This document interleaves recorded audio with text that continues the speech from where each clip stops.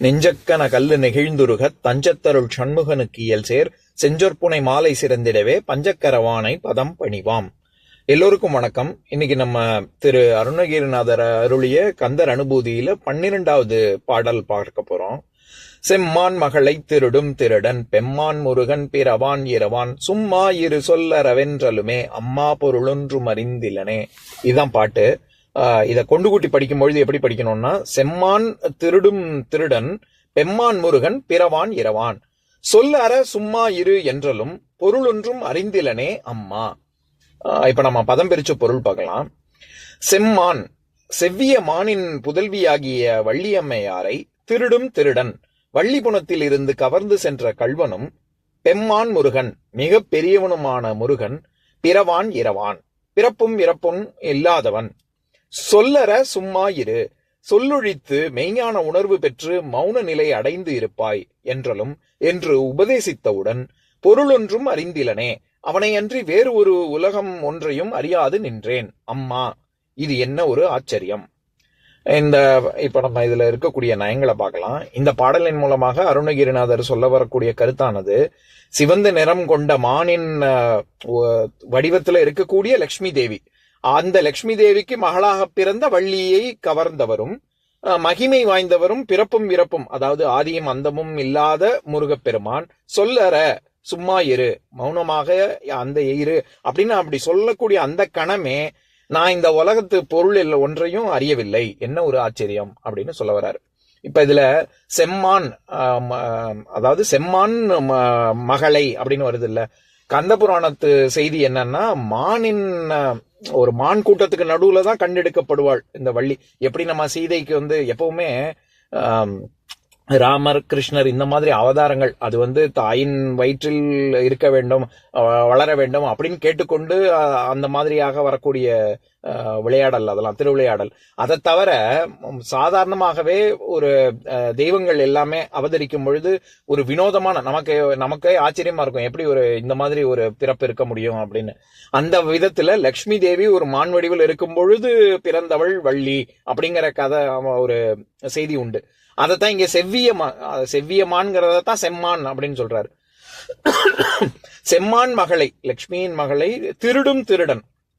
இப்போ நம்ம என்ன சொல்றது, முருகனை திருடன் அப்படின்லாம் சொல்றாரு அருணகிரிநாதர். இது நியாயமா அப்படின்னு கேட்டா, நவநீத கண்ணன் கிருஷ்ணன் வெண்ணெய் திருடும் திருடன் அப்படின்னு சொல்றதாக இருக்கட்டும், இல்லாட்டி ஸ்ரீருத்ரத்துல, எனக்கு அது சமஸ்கிருதம் தெரியல, ஸ்ரீருத்ரமும் தெரியாது, அதனால எனக்கு அதனுடைய மேற்கோள் சொல்ல தெரியல. ஆனா ஸ்ரீருத்ரத்திலையும் சிவனை திருடன் அப்படின்னு சொல்லக்கூடிய ஒரு இது இருக்கு, ஸ்லோகம் இருக்கு. எல்லாருக்கும் தெரிஞ்சது இது திருஞான சம்பந்தரனுடைய ரொம்ப பிரசித்தி பெற்ற பாடல். அதை படிக்கிறேன் கேளுங்க. தோடுடைய செவியன் விடையேறி ஓர் தூவெண் மதிசூடி காடுடைய சுடலை பொடி பூசியன் உள்ளம் கவர் கள்வன் ஏடுடைய மலரான் முன்னை நாள் உனை ஏத்த அருள் செய்த பீடுடைய பிரம்மாபுரம் ஏவிய பெம்மான் இவன் என்றே அப்படின்னு சொல்லி இது திருஞான சம்பந்தர் பாடக்கூடிய பாடல். அவர் சீர்காழியில பிரம்மா சிவனை நோக்கி தவம் இருந்த தலத்துல இத பாடியிருப்பாரு.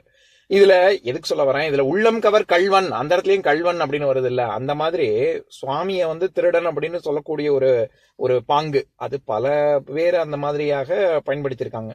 அந்த அர்த்தத்துலதான் இங்க சொல்றாரு.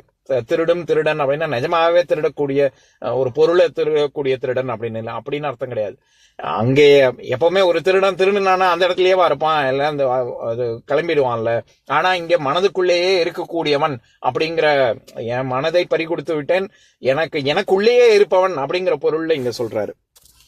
அதே மாதிரி எப்பேற்பட்டவன் அப்படின்னா பெம்மான் முருகன் அப்படின்னு. பெம்மான் அப்படின்னா பெரிய அம்மான், பெம்மான். அங்க பெரியவன் அப்படிங்கிறது வெறும் ரொம்ப கீர்த்தியில பெரியவன், வாடாத மனமும் குன்றாத இளமையும் அழியாத அழகும் தெய்வீகத்தன்மையும் பொருந்தி ஆதியும் அந்தமும் இல்லாத ஒரு முருகன் அப்படின்னு சொல்ல வர்றாரு. ஏன்னா அம்மான்கிற சொல்லுக்கு அம்மா தாய்மாமன், தாயுடன் பிறந்தவன் அப்படின்னு ஒரு பொருள் இருக்கு. அப்புறம் பெண் கொடுத்தவன், மாமனாருக்கும் அப்படி பேர் இருக்கு. அத்தையின் கணவன், நம்ம அத்திம்பேர்னு சொல்றோம்ல, அத்தையின் கணவன், தகப்பன், இதெல்லாம் போக கடவுள் அப்படின்னு பேர் இருக்கு. அதனால பெம்மான், இங்க நம்ம இந்த தோடுடைய செவியன் அந்த பாடல்லையும் பெம்மான் இவன் அன்றே அப்படின்னு வருது. அந்த பெம்மானாக இருக்கட்டும், இந்த பாடல்ல அருணகிரிநாதர் சொல்லக்கூடிய பெம்மானா இருக்கட்டும், இது எல்லாமே பெரிய அம்மான் அப்படின்னா தனிப்பெரும் கடவுளே அப்படின்னு அர்த்தம். அதே மாதிரி அம்மா பொருளொன்றும் அறிந்திலனே அப்படின்னா, பொருளொன்றும் அறிந்திலனே அம்மா அப்படின்னா, அடேங்கப்பா என்ன ஒரு ஆச்சரியம், எனக்கு வேற ஒண்ணுமே தெரியல, பாக்குற இடம் பூரா நீ தான் தெரியற அப்படின்னு ஒரு பொருள் இருக்கு. இன்னொன்னு அம்மா பொருள் அப்படின்னு, மா பொருள் அப்படி பிரிச்சா மகா அப்படிங்கிற சமஸ்கிருத சொல் தான் தமிழ் படுத்தி மா அப்படின்னு வருது. அம்மா பொருள், நீ அந்த வீட்டு பேரு அந்த ஒரு பொருள் தான் இருக்கிறதுலே மிகப்பெரியது அப்படிங்கிறது, அதை தவிர்த்து எனக்கு வேற ஒண்ணும் தெரியல, நீ தான் இருக்கிறதுலே மிகப்பெரிய பொருள் அப்படின்னு அர்த்தம் பண்ணலாம். அதே மாதிரி இங்க சும்மா இரு சொல்லற சும்மா இரு அப்படின்னா ஏதோ மௌன விரதம் இரு அப்படின்னு சொல்றாருன்னு அர்த்தம் கிடையாது. விருப்பு வெறுப்பு, இன்ப துன்பம், இருள் ஒளி இதெல்லாம் இல்லாம நடுவுநிலை, இதைத்தான் நிர்விகல்ப சமாதி அப்படின்னு சொல்லுவாங்க. அந்த நிர்விகல்ப சமாதியை அடைவதற்கு இவர் உபதேசம் பண்றாரு. அப்படிதான் நம்ம பொருள் கொள்ளணும். இதையேதான் சீர்பாத வகுப்புல உரையவிழ உணர்வவிழ உளமவிழ உயிரவிழ உளபடியை உணரும் அவர் அனுபூதி அப்படின்னு அனுபூதி நிலையை தான் சொல்லியிருப்பாங்க அங்கேயும். அதனால சொல்லற சும்மா இரு அப்படின்னா, சும்மா இருன்னா வெறும் வாய மொழின்னு பேசாம இருன்னு அர்த்தம் இல்ல. புலன்களை அடக்கி வெளிச்சு, அதாவது ஐம்புலன்களையும் அடக்கக்கூடிய ஒரு ஆளுமை, அதை பெரு அப்படின்னு தான் உபதேசிக்கிறாருன்னு நம்ம பொருள் கொள்ளணும். அதே மாதிரி முருகனுக்கு இரு மனைவிகள், தெய்வ யானை வள்ளி அப்படிங்கிறது கற்பு மனத்துக்கு தெய்வ யானையையும் களவு மனத்துக்கு வள்ளியையும் உதாரணமா சொல்லுவாங்க.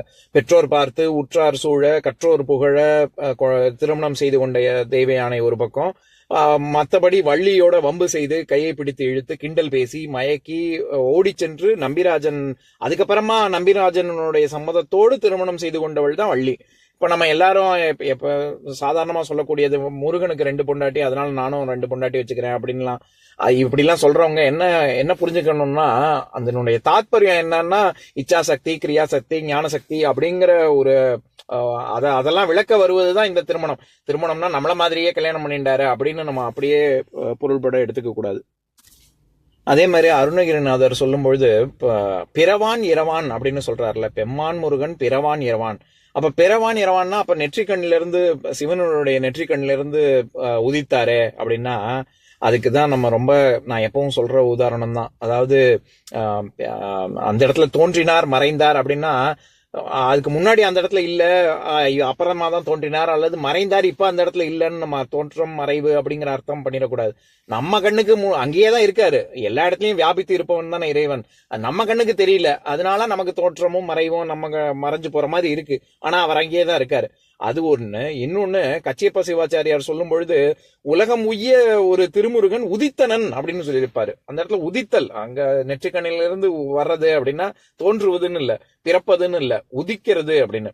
சூரியன் எப்பவுமே இருக்கக்கூடிய ஒரு விஷயம். சூரியன் உதிக்கும் திசை கிழக்குன்னு சொல்றோமே, அந்த இடத்துல உதிக்கிறதுன்னா என்ன, நம்ம அதாவது நேற்றும் உதித்தது, இன்றும் உதிக்கும், நாளைக்கும் உதிக்கும், எல்லா 3 காலமும் இருக்கக்கூடிய ஒரு வஸ்து தானே அது. அந்த மாதிரி முருகன் உதித்தான் அப்படின்னு சொல்லியிருப்பாரு. எதுக்கு சொல்ல வரேன், நம்ம பிறவான் இரவான்னா நம்மள மாதிரி ஒரு இது இருவினைகள், நம்ம செய்யக்கூடிய வினை, கர்ம வினையின் அடிப்படையில நம்ம பிறக்கிறோம் இறக்குறோம், அந்த மாதிரி கடவுளர்களுக்கு சொல்ல முடியாதுல்ல. இதே மாதிரிதான் மதுரையில் ஆண்ட மீனாட்சி தேவி அப்படிங்கிறவள் வேள்வியில் இருந்து தோன்றினாள், வேதநாயகியாக வந்தார் அப்படிங்கிறது தான் புராண செய்தி. இந்த மாதிரி எல்லா லக்ஷ்மியாக இருக்கட்டும், இது சீதையாக இருக்கட்டும், மீனாட்சியாக இருக்கட்டும், இந்த மாதிரியாக எல்லோருமே அவர்கள் நம்மள மாதிரி சாதாரணமாக ஒரு அம்மாக்கு பிறந்தாங்க, அப்பா அம்மாக்கு பிறந்தாங்க அப்படின்னு எங்கேயுமே இருக்காது. ஏன்னா அருணகிரிநாதர் பாடினார்னா சும்மா ஓசை நயத்துக்காக இஷ்டத்துக்கு வரணும்லாம் அவர் சொல்ல மாட்டார். அவர் சொல்வது எல்லாத்துலயுமே ஒரு ஆழ்ந்த கருத்து இருக்கும். எனக்கு வீட்டு பேரு வேணும், நான் இனிமே பிறக்க கூடாது அப்படின்னு நம்ம யார்கிட்ட கேட்போம்? ஏற்கனவே பிறந்து நம்மள மாதிரி மனுஷங்கள்ட்ட இருக்கிறவங்கள்ட்ட நம்ம அதை கேட்க முடியுமா? இப்ப உதாரணத்துக்கு யார்ட்டையாவது எனக்கு கடன் கொஞ்சம் கொடுங்க அப்படின்னா, ஏற்கனவே கடன் பட்டவர்கிட்ட போய் நம்ம கடன் கேட்க போமா? யார் பைசா வச்சுட்டு இருக்காங்களோ அவங்கள்ட்ட தானே கேட்போம். அந்த மாதிரி பிறப்பு அறுக்கக்கூடிய ஒரு தெய்வமாக முருகனை அருணகிரிநாதர் சொல்றதுனாலதான் பிறவான் இரவான் அப்படிப்பட்டவன்ட்ட தானே நம்ம முக்தியே கேட்க முடியும். நம்ம இன்னொரு மனுஷன்ட்ட போய் எனக்கு முக்தி கொடு அப்படின்னு வரத்தை கேட்க முடியுமா என்ன? அதனால இங்க அருணகிரிநாதர் முருகனை பிறவான் இரவான் அப்படின்னு சிறப்பிச்சு சொல்றார் அப்படின்னு நம்ம புரிஞ்சுக்கணும். அப்படி இருக்க சும்மா இரு சொல்லற அப்படின்னு அவர் உபதேசிச்சாரு. அப்படி உபதேசிச்சதுனால அதன் காரணமாக அருணகிரிநாதர் என்ன அடைந்தார் அப்படின்னா, நீக்கமர நின்ற இறைவன் அப்படின்னு எப்படி பாரதியார் சொன்னாரோ அந்த மாதிரி ஒரு நிர்விகல்ப சமாதி நிலையை அருணகிரிநாதர் அடைந்தார் அப்படின்னு சொல்ல வராங்க. இப்ப நான் பாட்டை இன்னொரு தடவை படிக்கிறேன், கேளுங்க. செம்மான் மகளை திருடும் திருடன் பெம்மான் முருகன் பிறவான் இரவான் சும்மா இரு சொல்லற வென்றலுமே அம்மா பொருள் ஒன்றும் அறிந்திலனே. இன்னொரு நாள் இன்னொரு பாடல் பார்க்கலாம். உருவாய் அருவாய் உளதாய் இலதாய் மறுவாய் மலராய் மணியாய் ஒளியாய் கருவாய் உயிராய் கதியாய் விதியாய் குருவாய் வருவாய் அருள்வாய் குகனே.